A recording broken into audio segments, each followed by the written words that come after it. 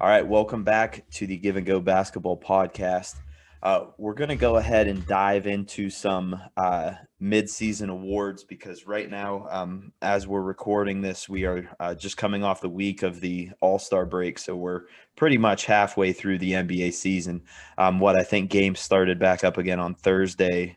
We're recording this Saturday, so we're pretty much halfway through. So Ben and Ryan are just going to go ahead and give their thoughts on who wins these awards mid-season. So if the season were to end today, who would get these awards? So let's start off with the Rookie of the Year award. Right now, the top rookies are looking to be LaMelo, Therese Halliburton, Anthony Edwards, James Wiseman, Quickly. Give me your thoughts. Who gets the Rookie of the Year award mid-season? Who wants to start? I'll let you guys debate. Well, let me start here. I'm shocked by how good LaMelo is. Because, it could have gone either way, right? Like, he's looking at his shot. It's kind of funky, just like Lonzo's was in a different way. But he plays in a relatively weak Australian league, at least comparatively to Europe. And, he has his moments, but they're not winning, and he's chucking a lot.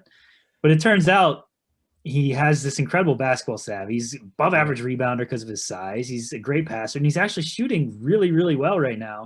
And he's fast. He's getting to the basket and finishing. Got a big endorsement from Draymond Green within the last week or so, saying that he'd be a problem. And it was a pretty cool segment on ESPN of him talking about LaMelo. So to me, that guy's probably, just even going by the stats, I think he's the favorite to win it and should be the winner if the season ended today. But I think it's shocking how good he's been. Yeah, I agree. But if you know me or if you follow me on any social media, I've been on the LaMelo Ball train for years now. I knew he would be good. I honestly, though, I didn't think he'd be this good, at least not right away. I thought he would struggle so much defensively that you wouldn't be able to play him the amount of minutes it would take for him to show how good he is, if that makes sense. He did a lot of cherry picking in high school and learned some bad habits. But, I just watched a highlight 10 minutes ago from a game tonight. He had a fake spin, reset, one dribble, corner three that was just – it was, I think, what we thought Lonzo was going to be out of college. LaMelo was all that, 15, 6, and 6. Just really started, and that's being a starter. He came off the bench most of the season. I had shooting the three really well. So really well. Efficiently for a rookie too. I would say he's my clear-cut Rookie of the Year. I think my runner-up, and I'm not saying it's close, but Tyrese Halliburton has been so good. He's been playing really well. And that's a guy who I was like, man, I don't think he should come out. And then when the Kings took him, I was like, why? Like, I don't see the fit there. But they already had a point guard. Yeah. And he's shown he can be a combo. Like, he's a really good player, man. And like, I think the world of him for sure. And actually, it's crazy even just looking at his stats and some of his gameplay. Like, he's kind of an interesting looking player. He's a bigger guard, but he shoots funny. He shoots funny, even funnier than LaMelo in a way. Like he has a really low release point, and it's kind of like a weird set shot almost. But he shoots so well from the outside, and then has like these like runners that he can hit and everything else that he's really a good all around secondary ball handler and guard. Really good passer. The one thing that will be interesting to see, because he's playing alongside another point guard, is if he becomes a full-time point guard, will his stats scale up or will he become less efficient? Because he's incredibly efficient right now. And will he be like an all-star level point guard or just like one of these really good other guards, right? He's averaging 13 points a game. I just pulled up his stats right now. But his 3-point percentage is 43%. 43%. And his field goal percentage is just under 50. So, he's only taking about 10 field goal attempts a game, but he's making for a rookie though. That's a decent amount of shots in a game. Exactly, and especially as a guy who's you're looking to be a point guard. And you play the positions of the two best players on your team, really. And He's averaging over 5 assists per game. Yeah. It's pretty good rookie stats for like you guys said, a guy who's playing alongside another point guard. Now the where we'll see if it can scale up or not is if he can improve as a guy that can finish around the basket and draw fouls, because he doesn't really go all the way in very often, at least to score. He has a little, like, from what I've seen, like these mid-range runner kind of things, but and this is where LaMelo surprised me. He actually goes in and finishes more than I expected. LaMelo's body, though, is bigger and more conducive to the. I think Halliburton will get a little bigger. I mean, he's young, man. He'll get a little bigger. I think that'll help him finish, inside, or at least want to take it inside a little more. Yeah. But in that same vein as the rookie conversation, I want to throw out a little award here, the Anthony Bennett Award. This goes to maybe a guy that maybe was picked a little too high, didn't exceed your personal expectations or the media's expectations. Basically hasn't lived up to what we thought he was going to be so far. And the jury's still out on these guys, but do we have any selections for the Anthony Edwards Award? Anthony Freudian slip. That's who I have, Anthony Edwards. I'll just answer my own question. I think Anthony Edwards has been okay. Yeah. I think my personal expectations and that of most mainstream sports media was he was going to be great as soon as he stepped on. Well, there's been people that said that there's shades of Dwayne Wade in him, kind of thing. He's a big, strong guard. Well, and he's a great kid. Everything from character, you see all these interviews with Ricky Rubio and people saying, great kid, awesome. And I think he could be. But right now, you're shooting just barely over 35%. Yeah. You're not really helping a team win. I just thought, if we're going with him, LaMelo, and Wiseman were the top three can't miss guys. He just looks like the one that could turn into an Andrew Wiggins is what I'm worried about. Yeah, but I would say, and you already said this, it's too early. It's also a little unfair in degrees, right? Like, and Wiggins is still a guy that's going to be in the NBA for a long time, and 10 more years, and average 20 points a game a couple of times, right? Yeah.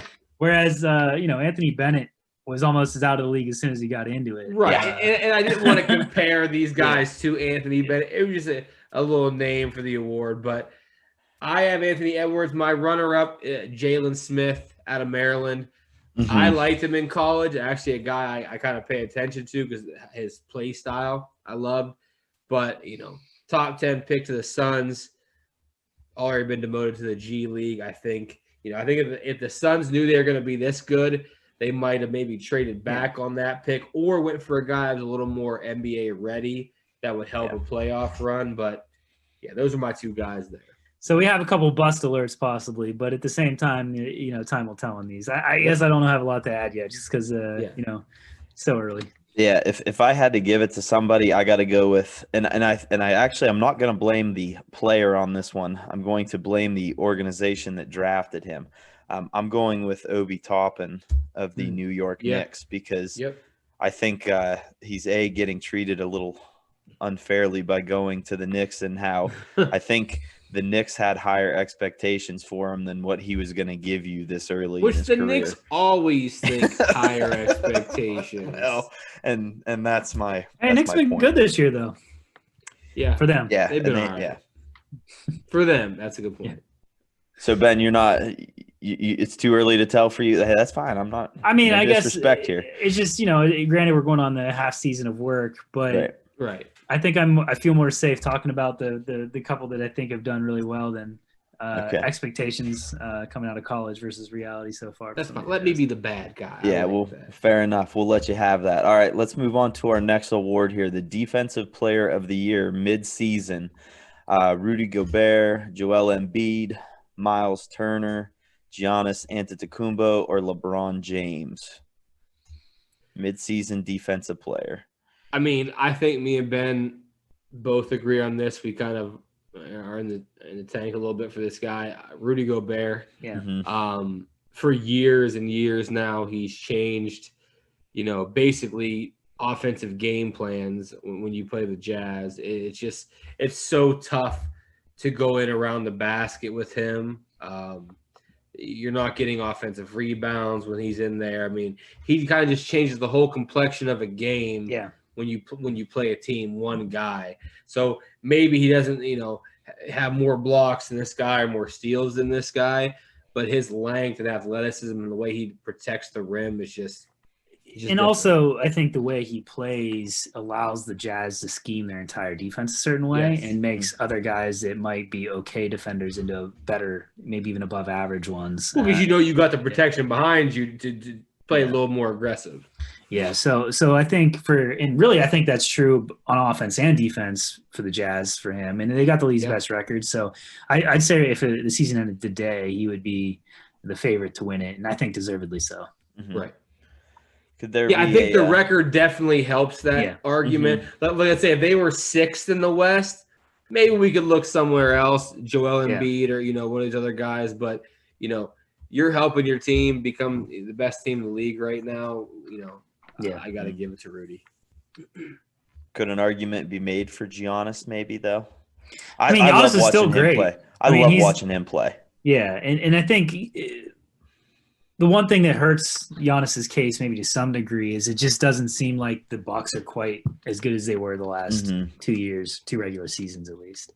Right. And they've been injured. I mean, Drew Holiday was out, but with him healthy, that's where we'll see. Because realistically, Eric Bledsoe's a good defensive guard, point guard especially. Drew Holiday's just that next step up from him.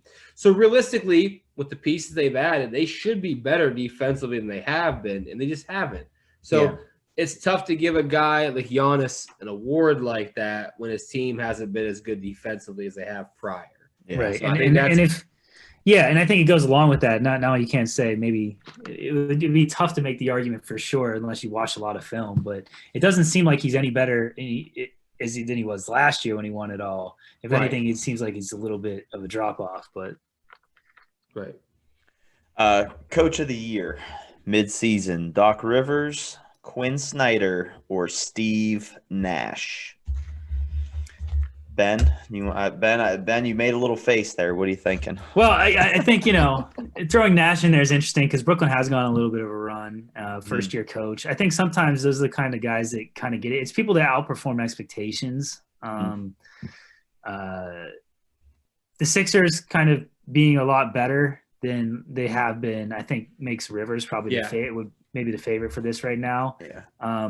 The Jazz being as good as they have been, I think also makes Quinn Snyder be right there. So I'd say those are probably the top two. I would lean towards, it's going to probably go with some kind of narrative. Which one do you think has the better narrative? Because the Jazz are already pretty good and just got a little bit better versus it seems like the Sixers are going another level up maybe. So maybe that makes it Doc Rivers. What do you think, Steele? I go Quinn Snyder. Here's so with Doc and did a great job there. I mean, he always does a good job, but I think there's a little more roster, reconstruction than just X's and O's coaching, styles, because they went from having no shooters and making Embiid be their only basically shooter. And you add shooters now. You draft a guy like Tyrese Maxey, you can shoot it. You bring in Seth Curry, you add pieces now who give you, that spacing on the floor, and you add Doc. Doc's always been great out of timeouts, inbound plays, sideline plays. He's great at all that stuff. And Nash, one thing that's underrated about Nash is he dealt with all that Kyrie, going to burn sage intense, whatever he was doing for, 3 or 4 weeks. He dealt with that very well. Yeah. And basically brought in Harden. And I'm bringing in MVP. You were bringing in a guy who a lot of people were bashing for the way he was acting. Is he at strip clubs? Is he taking the game seriously? Like, dealt with a lot of weird ego stuff. That's true. Seamlessly. It has probably a title contender. So kudos to him. And Durant's been injured a lot lately, so then just kept rolling anyways. And he's missed time. My pick's Quinn Snyder, though. Yeah. Been a fan of him for a while. And I don't know if this is unfair to him, but I feel like Nash, both having played for him and then bringing on Mike D'Antoni, who just got done coaching, Harden all these years, makes it kind of feel like just a D'Antoni-ish kind of team. It does. But maybe that's your personnel too. So maybe that's not fair to Nash because maybe he has other things that he's trying to do with it too. But and maybe that's just what the league is now. It's a D'Antoni-like league. But I almost feel like having D'Antoni on the bench right there makes me feel like it's kind of an extension of his coaching tree more so than Nash. So true. I think because he's on the bench, it makes it a little weird because any coach that comes if you're under another coach and that's who you learn from and you're part of his coaching tree. We don't give Dean Smith credit for Roy Williams's wins. You know what I'm saying? And he's on the bench with him, obviously. Or we don't give, certain Patriots coaches, we don't give those wins to Bill Belichick. So it's a little unfair to Nash, but I mean, D'Antoni is on the bench. He probably does have a huge influence on it. But I mean, hey, shout out Steve Nash. I think we all knew he'd be a good coach. I agree with that, and that's what the point I was going to make. I was going to give a little shout out because again, he's doing this in his first year. I mean, I know he's got an all-star lineup. I mean, look, he has the best offensive team of all time. I'm not trying to say anybody could do it. Right. That's why I pointed to him, kind of handling the weird stuff that was going on with the team, trading guys, bringing guys in. But at the end of the day, I mean, you have three of the best offensive players the game's ever seen on one roster, so you should probably win, Yeah. All right, this next award, and I think this is my favorite one. I'm excited to hear your guys' thoughts on this. The Kevin Martin Award. Steele, you want to go ahead and explain this one? So, in Kevin Martin's heyday for the Sacramento Kings, they were woeful. They were an abomination to basketball. I mean, just one of the truly awful teams in the NBA for years. But during that time, Kevin Martin was, balling out. 26, 25, some points a game. Decent rebounds, decent assists. He was doing his thing. But it was just numbers. I mean, he wasn't really a top 10 player. So this really just an award for guys who are balling out on a bad team. And I kind of have a high-end one and a low-end one. High-end meaning I'm not taking away from that guy. He would be a baller on any team. He just happens to be putting up great numbers for a trash team. Yeah. So, Ben, I think me and you probably have the same high-end guy, and mine's Bradley Beal. Well, so yes, though I'd also add Nikola Vucevic from the Magic. Yes. And really, I struggle with putting them in this category to some degree because I think they're, like you said, almost too good for it. Too good. They are. They're legitimate all-stars. And I think if they were put on another team like a contender, their numbers might not be as huge, but they would still be really, really good players. To me, when I think of like the Kevin Martin Award, I think of guys that are really putting up numbers on a team because somebody has to. For me, it's a guy like Jeremy Grant going to Detroit and averaging 20. I would agree. Jeremy Grant's my guy. Or like a Malik Beasley averaging 20 for the Timberwolves when they can't win games. Yeah. Colin Sexton. Thank you. Maybe fits this mold too, but maybe once that's not fair. I dug into his metrics a little bit, they're efficient. He's really efficient. I mean, that's the thing. Like, it's the NBA, folks. I mean, they're going to score 100 points. No matter who's on the team, they're going to get to 90 to 100. So somebody's got to score those points. So Colin Sexton, though, he's kind of nice. I mean, he's better than I thought he was going to be. He really is balling. One other thought that I put for this one, I don't know if I'd pick him for it because Atlanta's actually turned it up and is right there. Well, I shouldn't say turn it up, but they're in the thick of the Eastern Conference playoff race. Is Trae Young to me could be a guy that fits this mold if they fall off again. And if he might not ever contribute to actually winning basketball. And that's what I'm getting at. Like, even though he puts up Steph Curry like stats or Dame Lillard like stats, and obviously you can see something like them in him. Shot making. I'm not sure if he is actually contributing to success the same way those two guys do. And if that ends up playing out and being the case, then maybe he might be a multiple time winner of this award. Yeah. And he's just a super liability on defense. I mean, you got to plan around it. You really do. Where Dame has never been a good defender. Steph's always been an average, pretty decent defender. Dame's never been a good one, but he's just not as big a liability. Yeah. And he makes up for it way more on the offensive end. Yeah. But so I think we only got one left, right, Mitch? One left. Yeah, the big one. Here it is. Who is the mid-season MVP? Embiid, LeBron, Jokic, Giannis, Dame Lillard, Steph Curry. I'm interested to see this one. I think I know where both of you are going. Well, here's this. I think realistically we might pick the same one, but I think in our hearts we have two different ones.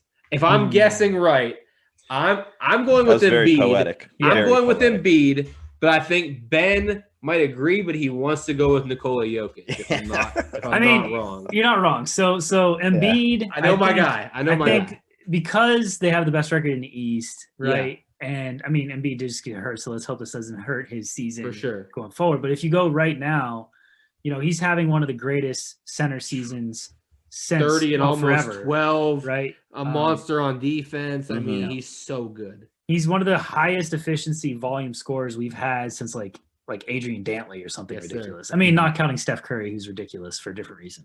And he's doing it with all post-ups and other things that he can do because he can shoot a little bit from both mid-range and three as well. He can put it on the ground, drive to the – He's so probably it in midseason. I mean, I think LeBron would get a lot of play here too, but I think it's probably Embiid. But I'm going to be honest. Jokic is having a better season. And People get mad when I say this. Yes. Jokic's numbers are even better than Embiid's because of his insane passing ability on top of being a 3-level scorer. Mm-hmm. And while Jokic isn't the individual defender Embiid is, because he doesn't block shots really, he actually is in the top 10 of the league in steals, and his efficiency numbers on defense suggest he's good. I don't know if it's true or not. I don't believe him. Most people don't, but how's Denver a passable defensive team if he's as bad as people think he is? True. So to me, I think Jokic is actually having the best season. And if their record was, 3 games better, because they've lost a lot of close ones this year, he's in the thick of the conversation and maybe even the favorite for it. Here's my bold prediction. If the Nuggets get to even the 3 seed in the West this year, especially with Embiid having a couple weeks off, I think Jokic becomes the favorite towards the end of the year if he maintains his current level of play. I can see it. I mean, I think that definitely will happen. I think, like you said, the numbers from a center like we've never seen, and from almost anybody that we've ever seen. I mean, the efficiency they run the offense through him, he gets everybody involved. Yeah. I mean, I gotta imagine that's such a fun from being a former even just a high school player, to play with a guy like that. That has to be such a fun environment to play with, Mm-hmm. And I was thinking about this earlier today, to make my case for Jokic to some degree. There's no good answer for what he does. I mean, in the dribble handoff game or the pick and roll game, because he's such a good passer and can shoot from both the mid-range and 3 and then abuse you in the post if you switch, there's really no answer for him. And then if he's in the post and you double, he's a better passer than he is a scorer. Yeah. So he's going to kill you. But if you don't double, he's literally bigger than every center in the league and is skilled. Now he can't jump. He doesn't have athleticism, but he's just so good. It's not. I think he's so dangerous from that area between the foul line and the 3-point line when they start the offense from right there and he catches it and they just run their stuff from there. Because even if it gets down to the last 6 seconds of a shot clock, I mean, he has the skill to just either back you down, hit a 1-foot dirt shot. It's almost as long as they get a shot with him having the ball, it's usually always a good look. It seems like even if he misses, it's always a good look that you want. Now, let me end with, I think it's still Embiid. If you're going with the season ending today, just because of the record. But low-key, watch out in the second half of the season, not just for Jokic, but if the Nets continue to play at this level and James Harden continues to play at this level without Durant there. Well, and that's the thing. If KD comes back and can – that's my one. You say Jokic. I say if KD comes back, continues to be this 30-per-game scorer on the best team in the East, I think he now becomes a front runner, Well, and maybe that somewhat hurts, and that's because they have too many front runners in the same team. Yeah, because, I think they'll all take. I think they'll take votes from each other. I really do. I don't think you'll get. And then I'd also say watch out for the LeBron case to be made this year. I was just gonna say that because he's doing it without Davis. Yeah, especially if they get to the 1 or 2 seed in the West, and if Embiid misses any substantial amount of time, LeBron's going to become. There's going to be a huge narrative that picks up for LeBron saying not only does he deserve it for everything he's doing this year and year whatever, but that he should have got it in previous years, which I think is debatable. But nonetheless, he's going to get, I think, a huge push for this. If you went by most valuable, I think Giannis is still up there, and I think Dame and Steph are both like in the conversation for sure, because without those guys on those teams, they wouldn't be nearly as good. All right, well, hey, this is a good stopping point. We're going to go ahead and take our last break. We're going to come back and wrap this up. As always, let us know your thoughts.